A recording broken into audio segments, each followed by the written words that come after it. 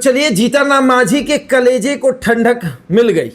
कलेजे को ठंडक मतलब कि राहत की सांस जीतन राम मांझी ले रहे होंगे कि हम ऐसे अकेले नहीं हैं जिनको एनडीए जो है वो वैल्यू नहीं देता है। एक और हैं जो लगातार परिवार को आगे बढ़ा रहे थे, तो भारतीय जनता पार्टी ने आशीर्वाद देना बंद कर दिया।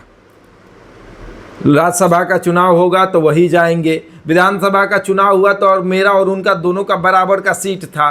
और इस बार एमएलसी के चुनाव में बहुत कूद रहे थे कि बेटा को उनको एमएलसी बना दिया जाएगा, उनके बेटे को।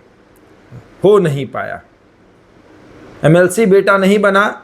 और सबसे अधिक एनडीए में अगर कोई खुश होगा तो उसका नाम जीतन राम मांझी है, क्योंकि जीतन राम मांझी को ये महसूस हो रहा था काफ़ी दिनों से कि चिराग को मिल रहा है, भाजपा खुद लड़ रही है, जेडीयू खुद लड़ रही है, उपेंद्र कुशवाहा को भी दिया जा रहा है, तो मुझे क्यों नहीं?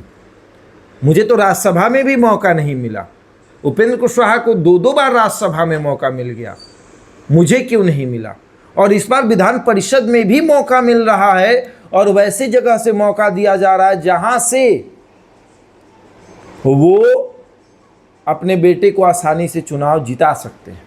लेकिन आज जब दीपक प्रकाश विधानसभा नहीं पहुंचे नॉमिनेशन करने, तो यकीन मानिए कि जीतन राम मांझी के कलेजे को ठंडक पहुंची होगी।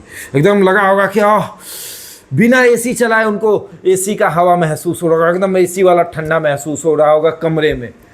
जीतन राम मांझी ने अपने सुरक्षा कर्मी से कहा होगा कि थोड़ा जलेबी लाओ, जलेबी। वो आजकल जलेबी बहुत खाते हैं ना, जलेबी लाओ।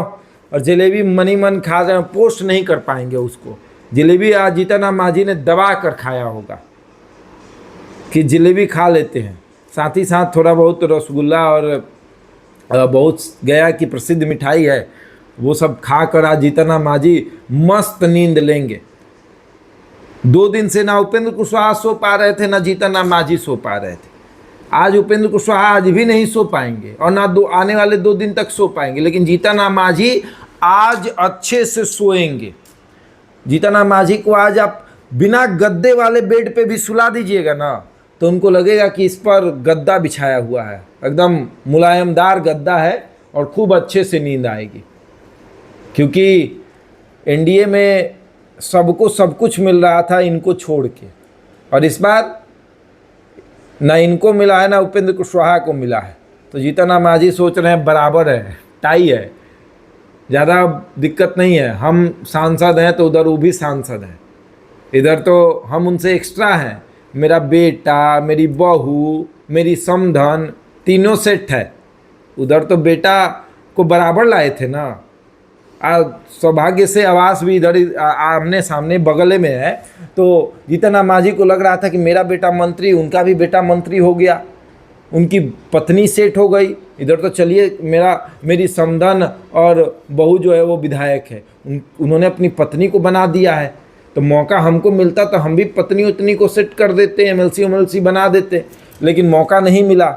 तो कहीं पूजा पाठ करवा रहे थे जीतन राम मांझी, लगता है पूजा पाठ सफल हो गया है कि चलिए उपेंद्र कुशवाहा को नहीं मिला मौका इस बार, उनका बेटा अब मंत्री नहीं रहेगा, मंत्री पद से इस्तीफा देना पड़ेगा। पद से इस्तीफा कोई मांगे न या ना मांगे, लेकिन संवैधानिक तौर से मंत्री पद से उनको इस्तीफा देना पड़ेगा। अब देखिए कब देते हैं, लेकिन कलेजे को ठंडक पहुंची होगी जीतन राम मांझी को, वो बहुत खुश होंगे।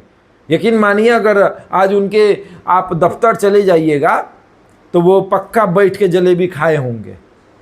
उनके जो समर्थक है, चाहे उनके इर्द गिर्द रहने वाले जो सुरक्षा कर्मी, उनसे पूछ लीजिएगा तो वो बता देंगे कि आज साहब जलेबी खाए हैं, बहुत खुश थे आज।